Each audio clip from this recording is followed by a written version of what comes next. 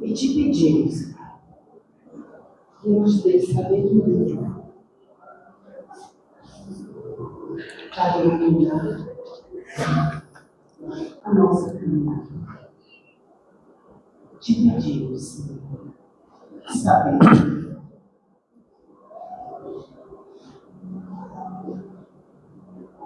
para iluminar, Senhor, a nossa caminhada.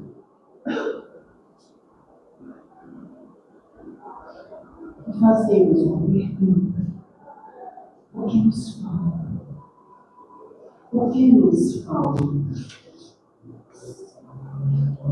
Se somos mudos, estamos ouvindo. E assim, Senhor, te pedimos paz. Paz.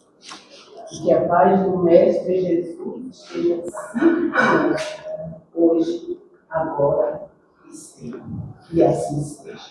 E aí está o nosso palestrante, Jaime Melo, que vai nos brindar com a palestra. Você pode ligar a luz?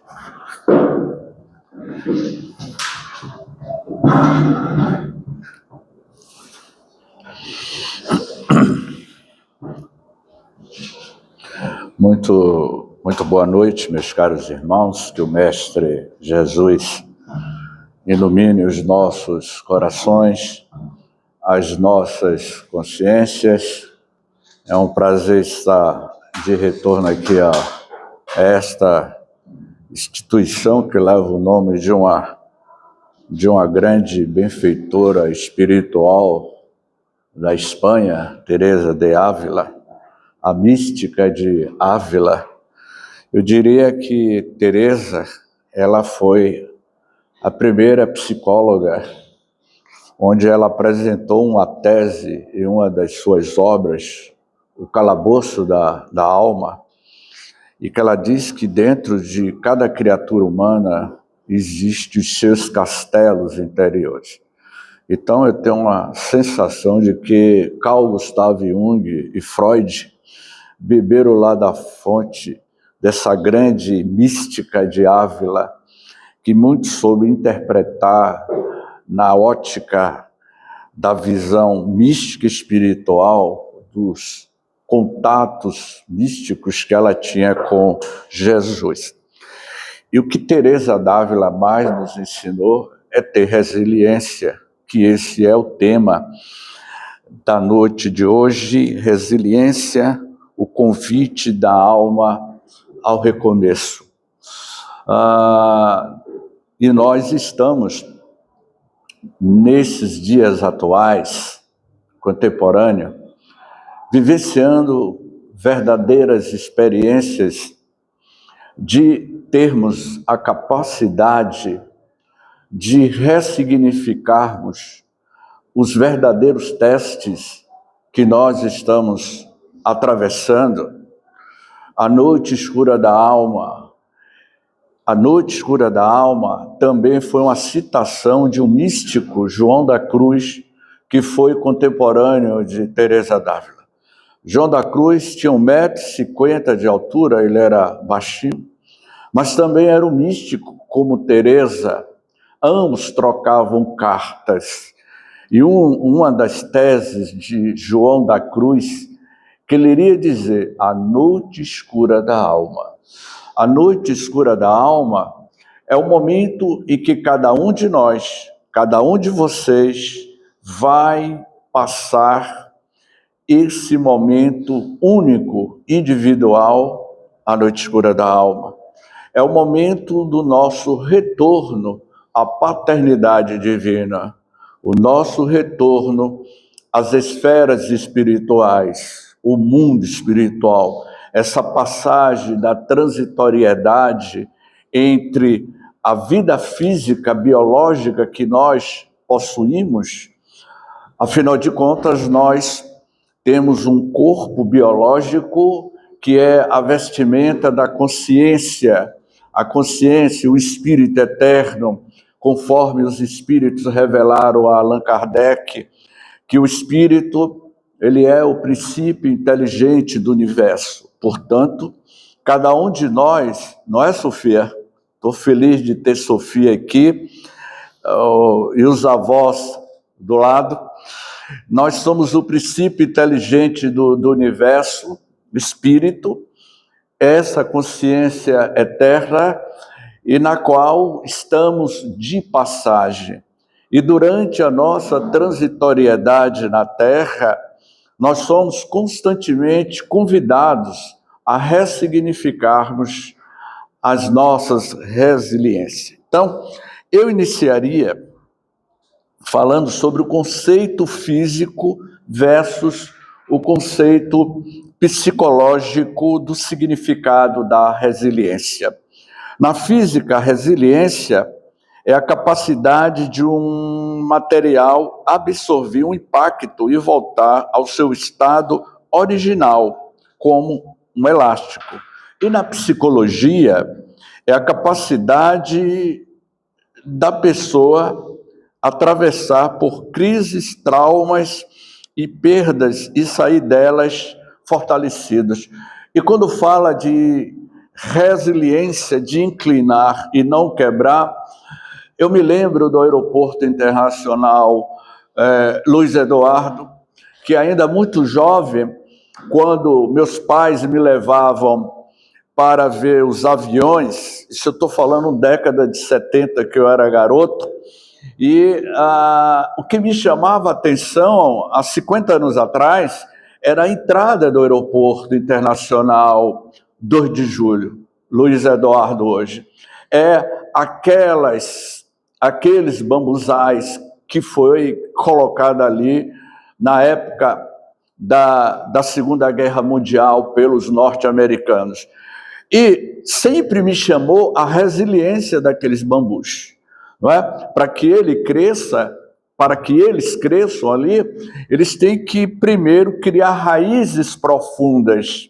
A raiz de um bambu chega entre 5 a 6 metros de profundidade para depois começar a crescer. Portanto, eles têm essa resiliência, ela inclina, mas não quebra. Estão lá há mais de 50 anos, ressignificando. Um vai nascendo, depois morre outro, e vão ressignificando a sua fortaleza. Então, é uma lembrança que nós temos que ser, esse tipo de árvore, ser resiliente e suportarmos as tempestades emocionais, psicológicas que na atualidade nós estamos enfrentando, não é? Então, eu iniciaria com uma mensagem de João, no capítulo 16, versículo 33, que diz assim: no mundo tereis aflições, mas tende bom ânimo, eu venci o mundo. E por que você não pode vencer o mundo? Tende, não é? Aflições, todos nós teremos aflições, estamos tendo aflições, mas tende bom ânimo, que o bom ânimo vai fazer com que você consiga atravessar as nossas aflições emocionais. Francisco Cândido Xavier, através do espírito Humberto de Campos, ele vai psicografar uma obra, Boa Nova. E esse livro, Boa Nova, que é a trajetória espiritual do Cristo na Terra, há um capítulo que fala sobre bom ânimo. Tende bom ânimo diante dos grandes desafios que nós estamos atravessando. Era o diálogo entre Bartolomeu e Jesus. E Jesus percebeu que Bartolomeu estava introspectivo, triste, emocionalmente abalado. E o Rabi, Jesus, que é a luz do mundo, percebendo a angústia psicológica, emocional de Bartolomeu, aproxima-se dele e diz: o que tens, Bartolomeu? E ele responde: Rabi, ou Rabone, em hebraico. Eu estou tendo um problema com a família, eu tive perdas de entes queridos, eu estou totalmente desanimado diante dos testes que eu estou atravessando. E veja bem, Bartolomeu era um dos seguidores de Jesus. Eu fico imaginando, Jair,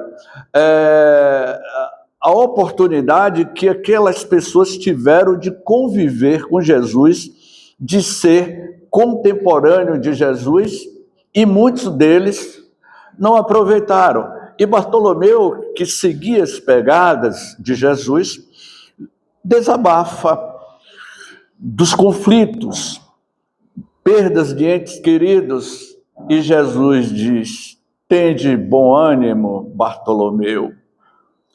Tu não acreditas em nosso Pai, que é a fortaleza moral, espiritual, para atravessarmos o que João da Cruz diz, a noite escura da alma, das nossas emoções interiores? Bartolomeu foi tomado de uma força sobrenatural e ele superou todas as suas dificuldades que ele estava vivenciando. E ele se tornou, conta a história, uma das figuras mais proeminentes ao tempo de Jesus, não é? E quais são as causas das nossas aflições? O porquê das provas? Afinal de contas, é justo e merecido o que eu estou passando? Hein? É justo e merecido o que cada um de vocês estão passando? O que foi que eu fiz, James, para merecer essa tragédia, essa decepção na vida, e que me dói muito? Eu merecia? Eu faço essa pergunta. É justo e merecido o que eu estou passando? Eu não quero resposta, mas cada um de vocês, na sua intimidade, sabe perfeitamente por que está passando por essas provações ou expiações ou karma, que aí é outra palestra, e que eu digo sempre: karma, provação e expiação, karma e provação, não, nada mais é do que as ações e atitudes praticadas por nós mesmos. É consequência, eu vou repetir, karma, provação e expiação é consequência das nossas próprias atitudes, ações. Emmanuel, o mentor espiritual do Chico, em uma obra lapidar, Pensamento e Vida, é um livro fantástico, que na sua introdução ele vai dizer: o pensamento cria a vida que procuramos. Você é o que você pensa. Você está construindo o teu futuro com as pinceladas no presente. As suas ações presencial hoje vai repercutir o teu próprio futuro, porque o presente é consequência das ações que praticamos no passado. Então, passado, presente e futuro são ações, consequências do nosso comportamento, ou melhor dizendo, do nosso livre-arbítrio, de como nós estamos nos conduzindo na nossa jornada pelos caminhos da vida. Porque viver na Terra é uma experiência divina, porque o divino está dentro de cada um de nós. Não procure Deus, o divino, lá fora. Não coloque o telescópio James Webb, não é, Jair, para vasculhar os confins do universo, porque você é um micro-universo dentro de um macro-universo, e que você certamente vai descobrir verdadeiras galáxias, verdadeiras estrelas, verdadeiros arquipélagos, verdadeiros exoplanetas na intimidade de você, porque você é um grande microcosmos dentro de um macrocosmo, porque o divino está dentro de nós. E ter resiliência é saber significar esses grandes desafios. Então, causas atuais das nossas aflições. escolhas erradas que fazemos hoje, falta de cuidado com a saúde, impulsividade, orgulho e melindre. Na atualidade, nos dias atuais, nós criamos essas consequências, essas atitudes, causas anteriores. Se nós não temos uma explicação na vida presente, é evidente que a nossa consciência é um arquivo vivo das nossas experiências transatas, ou melhor dizendo, das nossas vidas passadas, as causas anteriores das nossas aflições, necessidades de reajuste de vidas passadas, expiações ou escolhas feitas pelo próprio Espírito antes de reencarnar para o seu próprio progresso, ou seja, provas.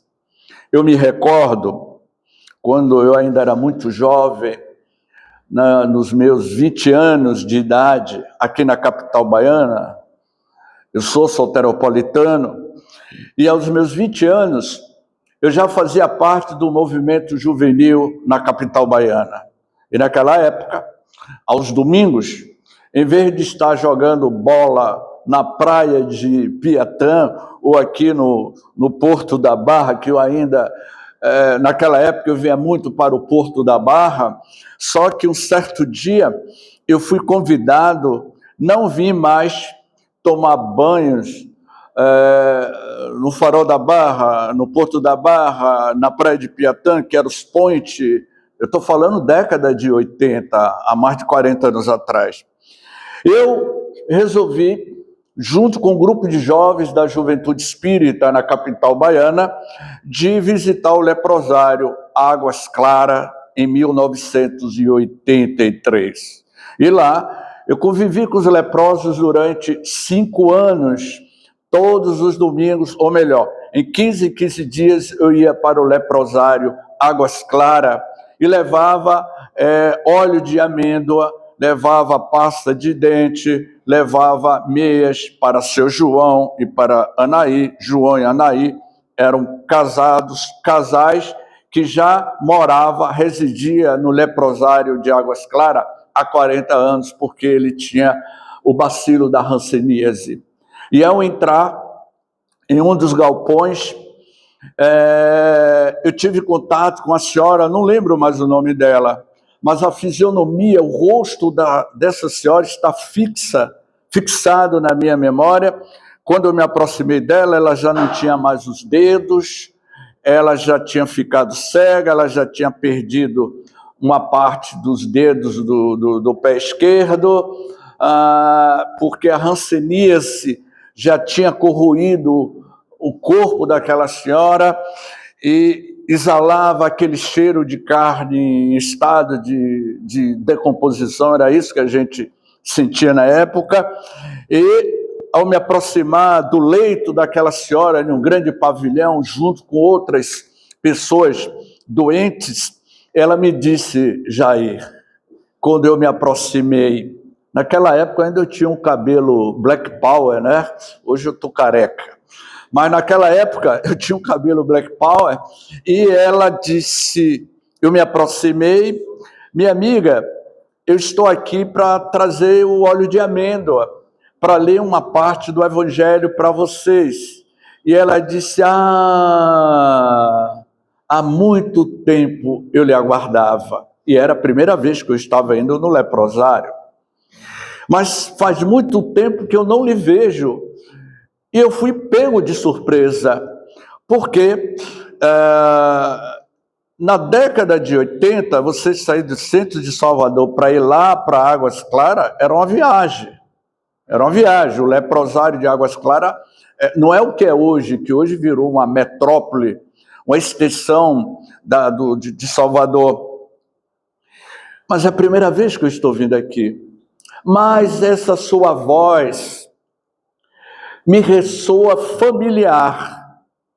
E o amigo que estava nos acompanhando, James, no mínimo ela deve estar tendo uma lembrança de uma vida passada. A sua voz tocou a alma dela. Daí em diante, eu iria ficar 5 anos. Em 15 dias, eu ia para o leprosário. Quando eu chegava em casa, meus irmãos diziam: minha mãe, James está vindo do leprosário. Separa a roupa dele, o prato, porque ele é um futuro leproso. Ele vai pegar o bacilo da hanseníase, porque eu convivia com eles. Naquela época, na década de 80, que tinha um preconceito, imagine ao tempo de Jesus. Não é?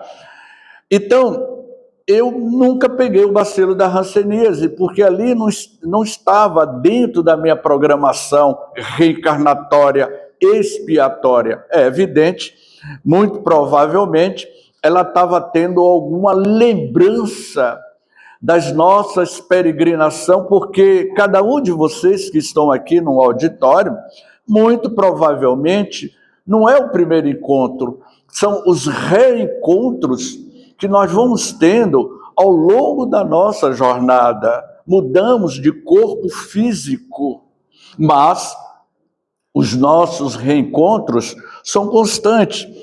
E o que me chamava a atenção nessa senhora e no casal João e Anaí era exatamente essa resiliência, a resignação daquela doença que estava corroendo o corpo e modificando o comportamento da alma, porque a dor, como diz Leon Denis, o grande Leon Denis tem uma obra basilar, o problema do ser, do destino e da dor. O problema do ser, do destino e da dor é que a criatura humana precisa realizar essa viagem para dentro de si e entender porque a dor é um processo terapêutico. Portanto, meus caros amigos, a dor nunca é um castigo de Deus, mas um mecanismo de correção, de rota e evolução. Deus não nos quer sofrendo, Ele nos quer crescendo. É evidente que Deus não castiga ninguém. Deus não perdoa ninguém, porque se Deus perdoasse, Ele estava se magoando. Ele é amor. Nós é que precisamos entendermos de que a gente tem que ter o auto-perdão com você mesmo. O problema é que eu estava conversando na lanchonete com a jovem, o problema é que nós dialogamos com nós mesmos. Existe o lado luz e o lado sombra. Na intimidade de cada um de nós, na lanchonete, eu pedi um cafezinho e fiquei olhando para aquela banana real. O meu lado dizia: compre a banana real, compre a banana real. E o meu outro lado, você já assistiu aquele, não é do seu tempo não, viu, Sofia? Aquele desenho de Pateta, desenho animado de Pateta, que fica o demônio, o diabinho e o anjo. Já viu esse desenho? E aí eu estava ali na lanchonete, dizendo: compre a banana real. E o anjo dizendo: não compre, James, que você não pode comer a banana real. Mas aí eu não suportei, caí na tentação e comprei a banana real. O que eu estou querendo dizer nesse sentido tão simples, tão figurado, é que muitas das vezes a gente vive nessa dicotomia de caminhar pelo caminho... Prazer imediato.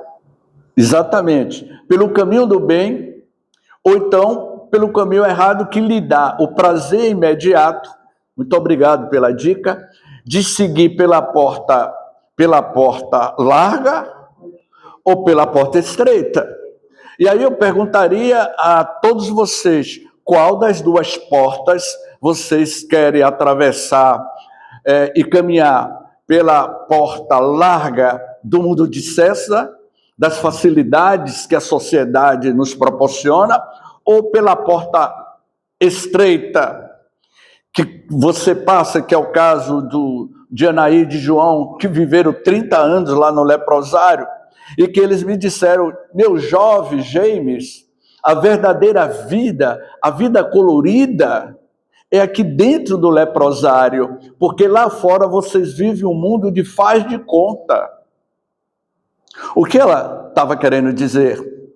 Quando a gente convive com pessoas que sofrem muito, essas pessoas buscam entender, ressignificar que a dor é um convite para a nossa mudança, para o nosso crescimento espiritual. Então eu diria que os 3 pilares da resiliência, há 3 pilares, para que a gente possa entender que nesta atual existência, cada um de nós, cada um de vocês e aqueles que nos acompanham pelo canal Reencontro com a Vida, nós estamos tendo uma encarnação que é o divisor de águas. Essa existência de cada um de vocês é a mudança. Ou você muda ou não muda.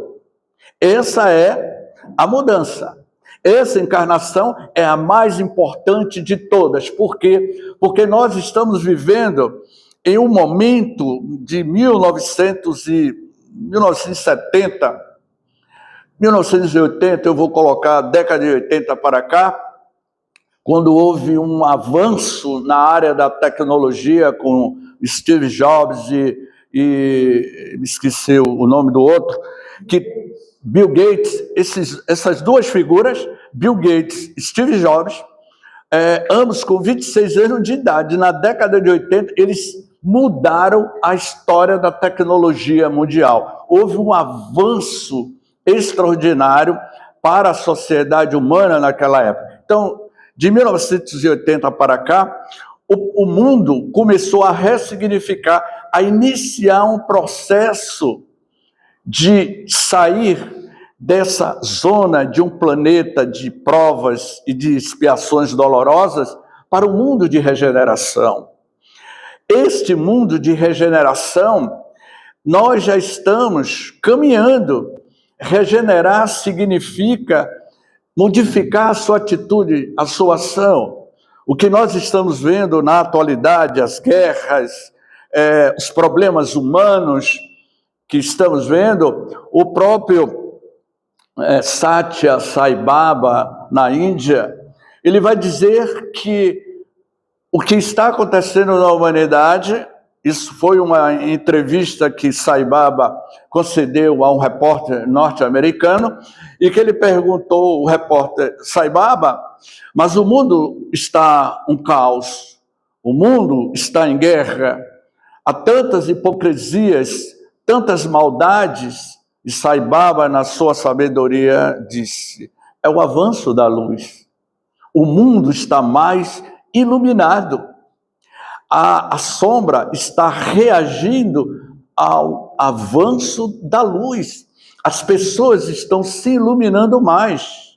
A verdade está vindo à tona, porque a verdade, na frase, na resposta que Jesus deu a Simão Pedro: Rabi, o que é a verdade? E Jesus responde: a verdade é a luz divina total. Foi exatamente que Satya Sai Baba respondeu: é a luz, a verdade é a luz. E a mentira, a hipocrisia não suporta a verdade, que é a luz divina. Então nós estamos sendo envolvidos por esse cinturão de luz que está envolvendo todo o nosso sistema solar, toda a nossa galáxia. E nós que temos os nossos pontos energéticos, os nossos chakras, a nossa pineal, e numa linguagem bem mais simples, a nossa antena parabólica, nós somos verdadeiramente uma antena parabólica captando as vibrações energéticas do cosmos, do nosso orbe terrestre. É uma mudança que o mundo está passando para que amanhã o mundo seja regenerado. E vocês estão assistindo em tempo real o que está acontecendo, que há o início de uma mudança psíquica e energética no nosso planeta Terra. Mas, para que isso aconteça, cada um de nós temos que ressignificar e entender o que é ser resiliente diante dos grandes desafios que nós estamos passando. Portanto, os 3 pilares da resiliência na concepção espírita. Como o Espiritismo nos ajuda a construir essa força interior através de 3 chaves fundamentais. A primeira, a visão do futuro, imortalidade da alma. Quem acredita que a vida termina no túmulo, vê a dor como uma injustiça ou um azar. O espírita compreende a temporalidade do sofrimento. A terra é uma escola, a dor é uma disciplina temporária, mas a vida da alma é eterna. Isso também passa. E alguém, lá em Minas Gerais, um grande médium mineiro disse, isso também passa. Portanto, quando nós temos essa consciência de espiritualidade, a gente tem essa concepção de introjetar em si os ensinamentos da terceira revelação, que é a doutrina dos espíritos, você começa a ter a capacidade dessa resiliência. Eu peço licença a vocês para um relato pessoal que eu tive com meu pai há 30 anos atrás, quando no Hospital Sagrada Família, aos 68 anos de idade, ele estava com a perna esquerda necrosada e ele seria cirurgiado, teria que amputar a perna, e eu estava ao lado dele, naquele momento marcante da vida de uma pessoa, e ali estava meu pai, meu genitor, e eu perguntei, meu pai, o senhor está bem?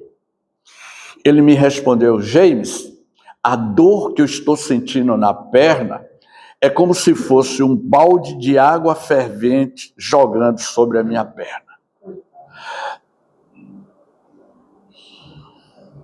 A gente diz, coitado.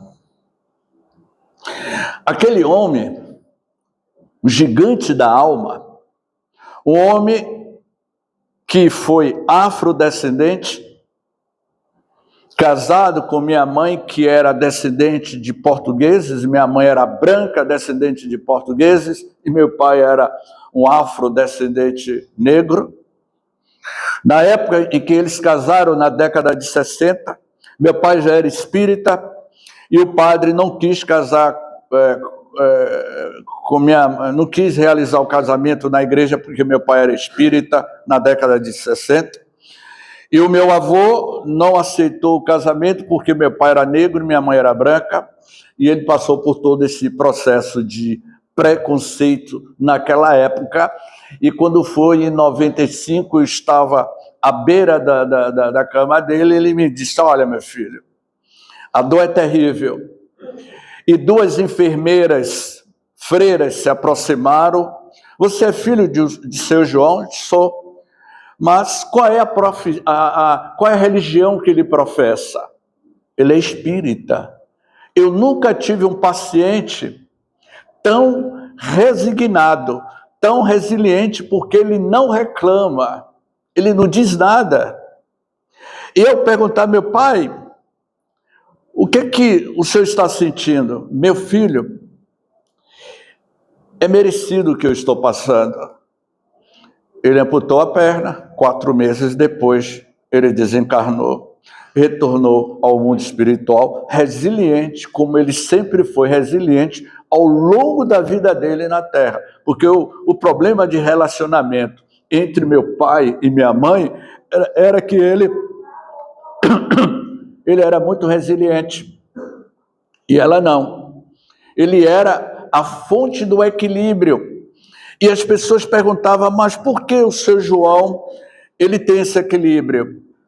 É porque ele buscou ter essas raízes profundas nos postulados do Evangelho de nosso Senhor Jesus Cristo, pregado pela doutrina espírita. A doutrina espírita lhe dá essa capacidade de resiliência e de entender o porquê dos nossos sofrimentos. Passaram-se já aí 30 anos da desencarnação do meu genitor. Eu fui surpreendido ano passado, na ilha de Itaparica, no Centro Espírita Irmã Maria da Graça, em plena palestra, o médium Henrique do Amaral, um senhor de quase 90 anos, em plena, o auditório lotado, 9 horas da manhã, vê um espírito e dá uma comunicação psicofônica para todo o auditório ouvir, e aquele espírito que estava incorporado era aquele senhor que amputou a perna há 30 anos atrás, volta do mundo da imortalidade e diz: eu ressuscitei, no sentido figurado, eu ressignifiquei a minha dor, passei pela porta da imortalidade, pela noite escura da alma, e aqui estou para dar meu testemunho de que a vida continua e que ter resignação na terra é um grande passaporte para atravessarmos o rio da imortalidade. Sou eu, James, seu pai, João Firmino. Eu não aguentei, desabei, abracei o médium Henrique, porque a entidade me chamou, até então eu não sabia de quem se tratava. Ao aproximar dele, eu senti uma energia intensa, o auditório ficou em silêncio. Era ele, aquele espírito que um dia esteve conosco numa indumentária física e que passou por aquela experiência de perder uma perna. Tem pessoas que perdem a unha, se lamenta, e tem pessoas que perdem uma perna e passam por outras experiências e não se lamenta. Então, a segunda é a fé raciocinada. Não é uma fé cega que cruza os braços e espera o milagre. É a certeza absoluta de que Deus é soberanamente justo e bom. Ele não castiga ninguém. Se nós estamos sofrendo, é por conta das nossas ações, das nossas atitudes. Se a mecânica do universo é perfeita, o que nos acontece tem um propósito de amor, mesmo que ainda não consigamos compreender o quadro inteiro. Ou seja, essa fé raciocinada dá clareza espiritual para a nossa consciência. E a terceira é a ação do bem, não é? O antídoto contra a lamentação. Como as pessoas se lamentam. A gente vive se lamentando. A resiliência espírita é dinâmica. Diante da dor, a pergunta não deve ser por que comigo, mas sim, para que isso me serve? E o que posso fazer de bom a partir disso? O trabalho no bem e a caridade são os maiores terapeutas da alma. Ao amparar a dor do outro, esquecemos e curamos as nossas próprias feridas, as nossas próprias aflições. Então, cada um de vocês estão passando agora por essas situações porque vocês estão escolhendo. A escolha, karma, provação, expiação, torna a repetir. É consequência das suas escolhas. É a forma como você está conduzindo a sua existência. Então, resiliência não é frieza. Ser resiliente não significa não chorar. O próprio Jesus chorou por Lázaro. Significa chorar, secar as lágrimas e continuar caminhando. O convite diante das tempestades da vida, perdas financeiras, transições familiares, doenças ou crises existenciais, lembra-nos de que o barco da nossa vida não está à deriva. Jesus é o marinheiro deste grande navio chamado planeta Terra, navegando pelos mares das galáxias, do cosmos, do universo. Ele é o diretor espiritual desse nosso orbe terrestre. Então, a árvore que suporta o vento forte sem quebrar é aquela cujas raízes não são profundas, que as nossas raízes estejam ficadas no Evangelho. Portanto, meus queridos irmãos, relembrando um desses momentos de que a doutrina espírita, ela é divina. O espiritismo, eu diria, pelas nossas experiências de décadas, ser espírita é um momento de você ressignificar suas próprias mazelas. Um grande apresentador de TV aqui na capital baiana, ele era âncora de uma grande emissora aqui na capital baiana. Quando o Livro dos Espíritos estava completando 140 anos, eu fui para essa emissora de TV, ao vivo para todo o estado da Bahia, falar dos 140 anos do Livro dos Espíritos. E eu fiz um autógrafo no livro para lhe dar de presente. E ele me entrevistou, ele tinha uma voz muito poderosa, geralmente ele ia ao ar pela manhã na TV Bandeirantes, e ele batia na mesa, esqueci até o nome dele, mas ele batia na mesa. Não precisa dizer o nome dele por uma questão ética. E aí, quando terminou a entrevista, eu dei o Livro dos Espíritos, eu nunca esqueço o que ele me respondeu: James, infelizmente eu não posso aceitar o Livro dos Espíritos. E eu perguntei a ele por quê. Ser espírita significa uma mudança radical no nosso mundo. Ele me lembrou o que Agostinho de Hipona disse: ser cristão é uma necessidade de mudança radical na sua vida. Portanto, ser espírita significa você buscar ter um autodiálogo com você mesmo, de você tentar ir curando as suas chagas morais, as suas feridas emocionais. E diante das nossas jornadas aí de décadas, eu resolvi tirar férias. Isso já tem alguns anos, já tem muitos anos atrás. Como alguns amigos sabem que eu ando muito lá na Chapada Diamantina, que é a minha segunda casa, aquela região, eu resolvi tirar férias. E eu disse assim: eu não quero saber de palestras espíritas, eu não quero que presidente de centro espírita me ligue, porque eu vou sair de férias. Vou tirar férias e vou ficar 15 dias lá no Vale do Pati, lá na região do Vale do Capão. Depois eu iria me embrear ali pelas trilhas do Vale do Pati. Foi quando eu resolvi convidar um amigo espírita para fazer a viagem conosco. Foi quando, na rodoviária, eu disse a ele: meu amigo, estou tirando férias.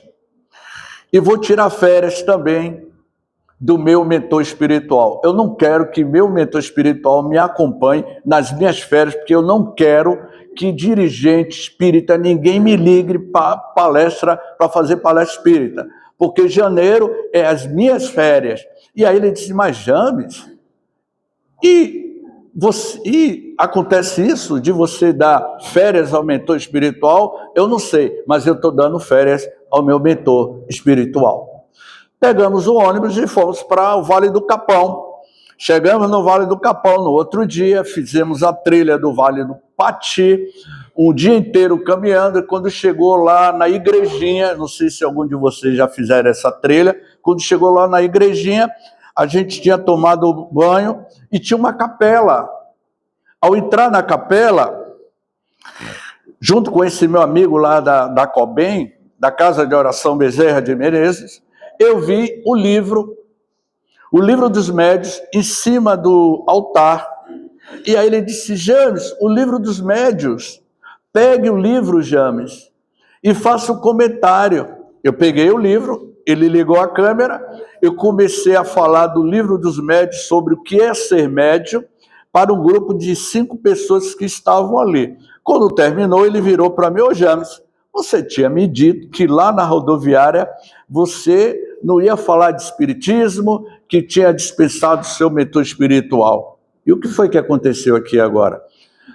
Dentro da capela, você achou o livro dos médios e você ficou 20 minutos comentando e interagindo com as pessoas. Então, James, você não tem férias. Mesmo nas férias, a gente sempre tem que estar ligado ou ligadas a essa proposta de que a doutrina espírita é a fortaleza para a nossa resiliência. Gratidão, muita paz.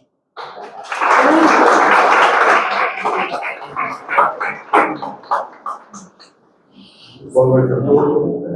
James, muito obrigado por essa presença maravilhosa.